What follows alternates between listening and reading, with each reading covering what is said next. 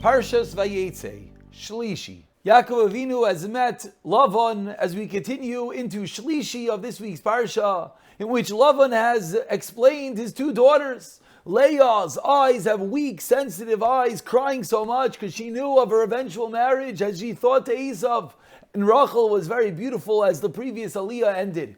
And Yaakov Avinu made a deal. He's going to work for 7 years. 7 long, hard years, which the Pasuk explains were ka'achadim. They were so quick because he knew he was doing it for an eventual purpose of building the Shvatim, of marrying Rachel Imenu. And finally that fateful time comes and they make a party. They make a wedding.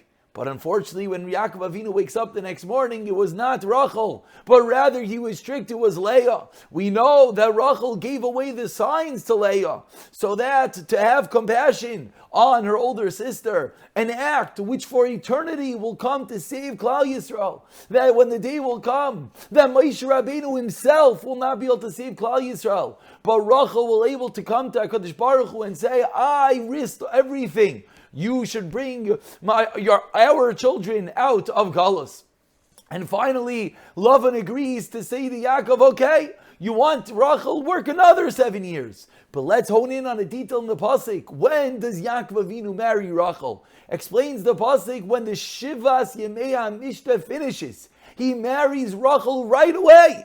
And only then does he work for another 7 years. And the Shlishi is a packed Aliyah, continues and begins with all the births of the Shvatim. Leah gives birth to Ruvain, to Shimon, to Levi, to Yehuda. Of course, Levi, the Pasuk seems to point out, was not named by Leah, but rather by Yaakov or maybe a Malach. And Rachel's jealous.